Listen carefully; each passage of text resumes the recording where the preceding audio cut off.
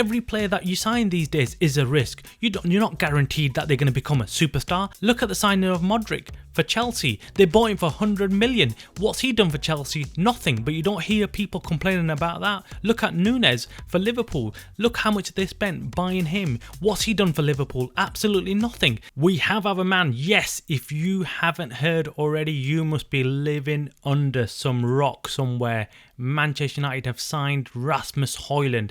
I have been saying to all my viewers for over 2 weeks now that I was confident that the deal was going to get done. In fact, I told you 2 weeks ago that Man United had their man and they had agreed personal terms with Hojlund and they were very bullish about getting him.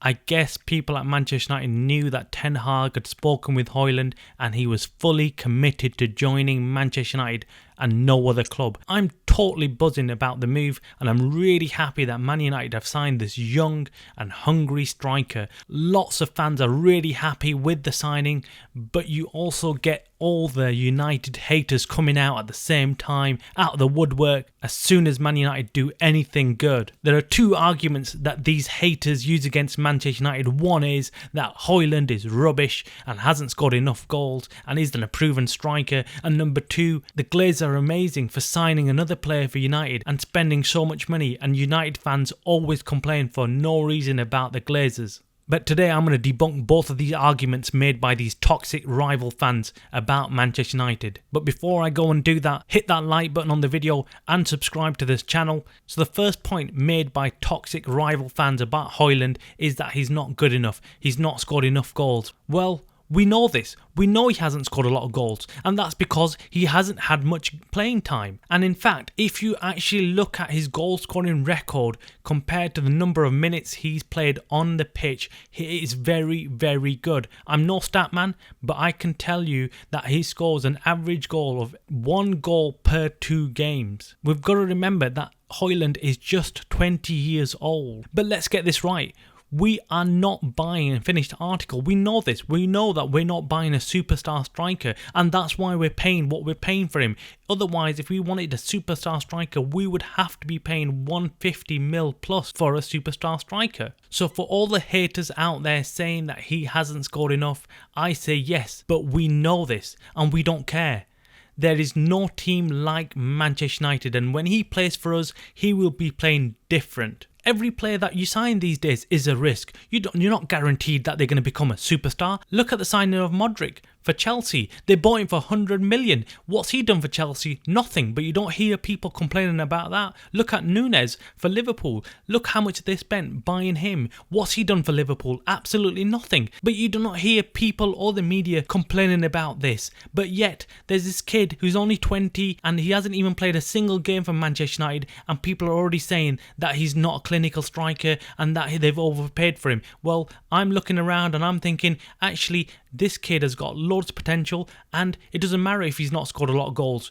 Who cares? Look at Modric, look at Nunez. They've done jack for their clubs, so why are we complaining? And I'm not worried about what Hojlund will and will not do at Manchester United and whether he scored lots of goals and whether he hasn't. We could have bought a striker who scored loads of goals, but he could come to United and flop, so we don't know. You can't guarantee anything in the world of football. On the second point, which is the owners have spent so much money on the transfer. Oh my God, Man United fans are like spoiled kids wanting more. Why would you want the Glazers out when they're spending so much money on the club? This point is really funny and it tells you two things. Number one, that the rival fans want the Glazers to stay. And I wonder why you'd want the Glazers to stay. Why would rival fans want to see the Glazers stay? If they were that good for United, why would rival fans come out in support of the Glazers? We are not stupid. We see you.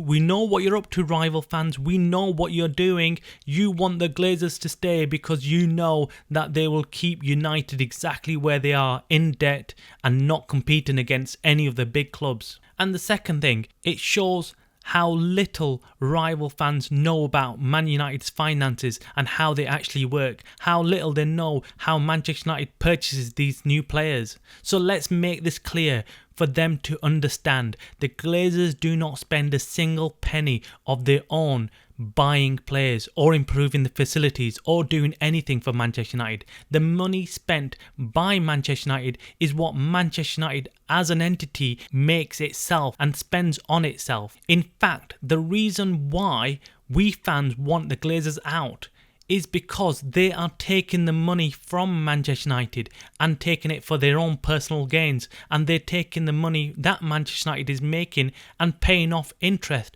for a debt that they took out personally. So yes, we accept that the Glazers allow Manchester United to spend its own money on buying players, and we're thankful for the Glazers for allowing Manchester United to do that, allowing Manchester United to spend the money that it makes from revenues, from commercial revenues, to spend on itself. And we all know if the Glazers had an option, they would take the entire money out and keep it themselves and not spend a single penny on players either. They would take all the money that Manchester United makes and keep it for themselves. If it wasn't for the fans that protest against the Glazers would go ahead and keep every single penny and not buy a player ever, or never let Manchester United go out there and buy any players. It's because of fans protesting and complaining about the Glazers that the Glazers feel under pressure to allow Manchester United to use some of its funds and go out there and buy players. And then to hear rival fans complain that Manchester United have spent over 120 million in the transfer window is an absolute joke, when down the road you have Arsenal spending over 100 million just on one single player. You have Man City spending over 100 million. You have Newcastle spending millions. You have Chelsea spending absolute enormous amounts of money. You have Real Madrid and Bayern also spending enormous amounts of money. Yet everybody jumps on the back of United as soon as they spend a little bit of money. But we fans know at Manchester United that Manchester United should be buying more. We have the capabilities of spending more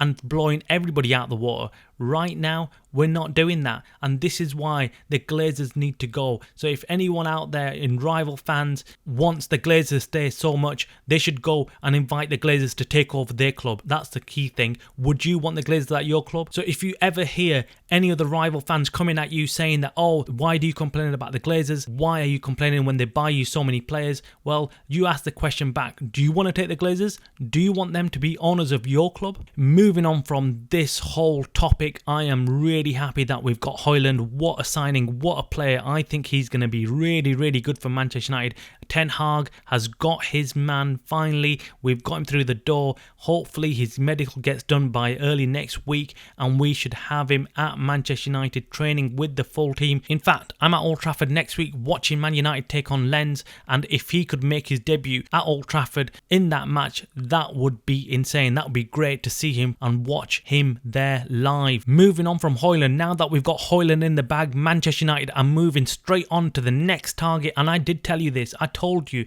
that we are going to move from target to target this summer. We are not going to wait around. United are doing this very systematically. They're approaching this transfer window in a different fashion to what they've done in previous years. They are going after each target clinically and doing it in a clean, fast way.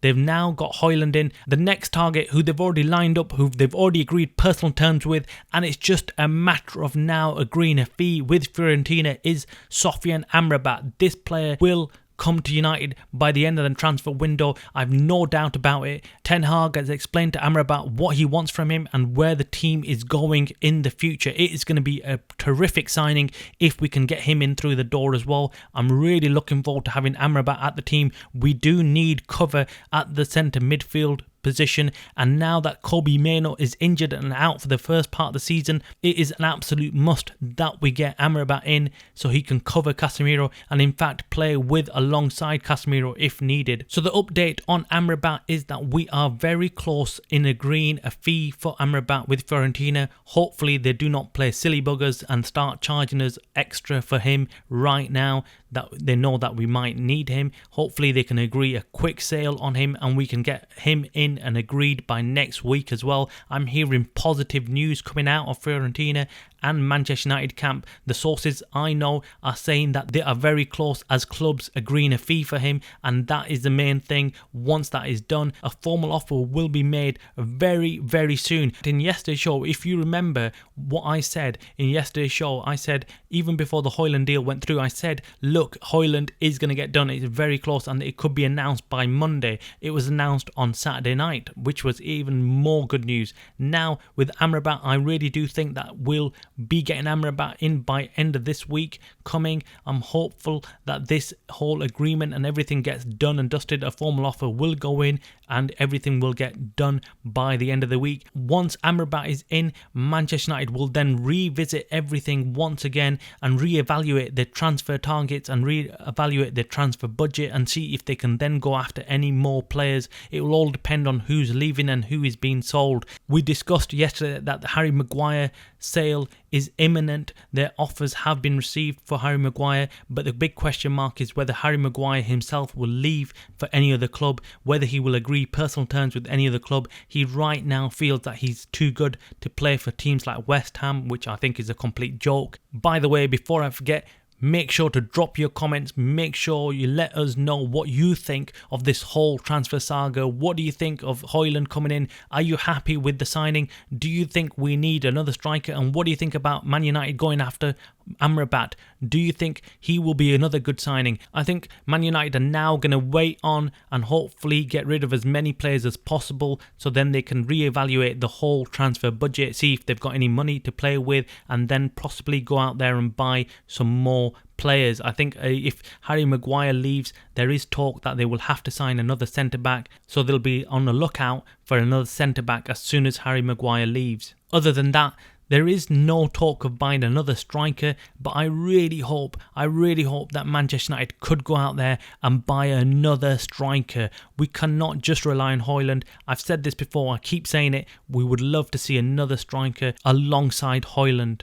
But I'm so excited. This is buzzing. I'm buzzing, man. I'm so happy with this signing. And I just love the way Manchester United are going about their business in this transfer window. Man United this year have been very proactive in getting their players, tapping them up quickly, speaking to the players, making sure that the players are 100% committed to joining Manchester United, and only then are they then making formal offers to the club and sealing the deal. It's amazing. I love it.